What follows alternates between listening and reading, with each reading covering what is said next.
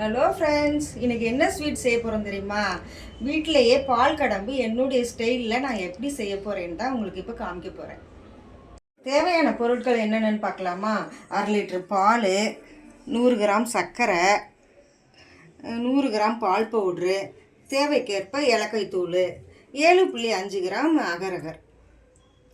இந்த பாக்கெட் தான், இந்த பாக்கெட் தான் வச்சுட்டு 1/2 லிட்டர் பாலை கட் பண்ணி ஊற்றணும். தண்ணி எதுவுமே சேர்க்கக்கூடாது, வெறும் பால் மட்டும் கட் பண்ணி ஊற்றணும். ஊற்றிட்டு ஹையில் வச்சு காய்ச்சணும்.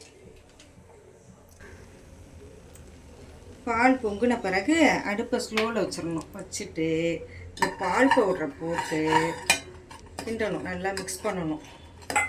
மிக்ஸ் பண்ணிவிட்டு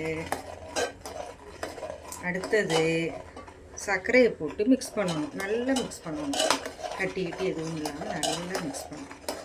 அடுத்தது சர்க்கரையை போட்டு மிக்ஸ் பண்ணணும்.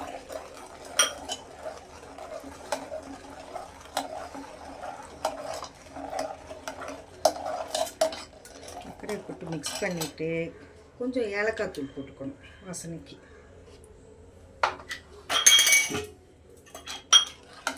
ஏலக்காய் தூள் போட்டுட்டோமா? அடுத்தது இந்த அகரகரை ஒரு தண்ணியில் போட்டு கழுவிடணும், வாஷ் பண்ணிடணும். கழுவிட்டு தான் போடணும். கழுவிட்டு அதையும் போட்டு கிண்டணும்.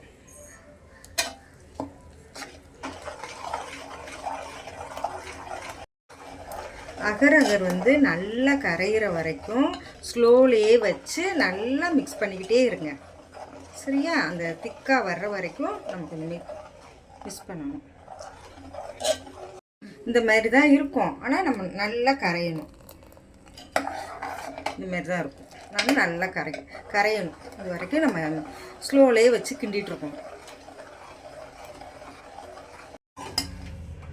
இங்கே பாருங்கள், இன்னும் கொஞ்சம் நல்லா கரையணும். சரியா?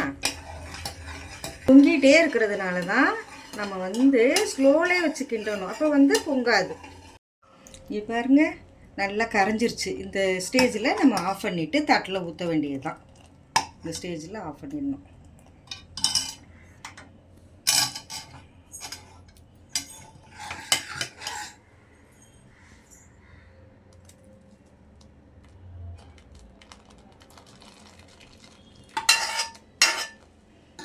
அப்படியே ஒரு 1 ஹவர் ஆற விட்டுறணும். ஆற விட்டுட்டு கட் பண்ணணும். ஆறின பிறகு ஃப்ரிட்ஜ்லேயும் வச்சு சாப்பிட்லாம், இல்லை வெளியிலையும் சாப்பிட்லாம். யாராவது கெஸ்ட்டு வந்தாங்கன்னு வச்சுக்கோங்க, நீங்கள் ஒரு மணி நேரத்துலையே இந்த ஸ்வீட்டை செஞ்சு கொடுத்துடலாம். அவ்வளோதான் டைம் ஆகும். செஞ்சு அதை ஆறுறதுக்கு 1 மணி நேரம் தான் டைம். Sweet ready. இங்கே பாருங்களேன், ஊற்றி வச்சுட்டேன். இப்போ தட்டில் 1 ஹவர் கழித்து உங்களுக்கு கட் பண்ணி நான் காமிக்கிறேன். இப்போ பால் குழம்பு ரெடி ஆகிடுச்சுங்க. இப்போ இது பண்ணுறதுக்கு 3/4 மணி நேரம் தான் ஆச்சு. இப்போ கட் பண்ணி எப்படி இருக்குன்னு பார்க்கலாமா?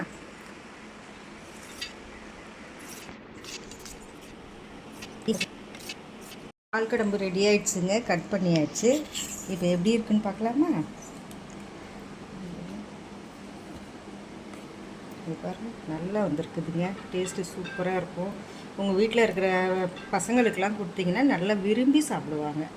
நல்லா வந்திருக்குதுங்க பால் கடம்பு.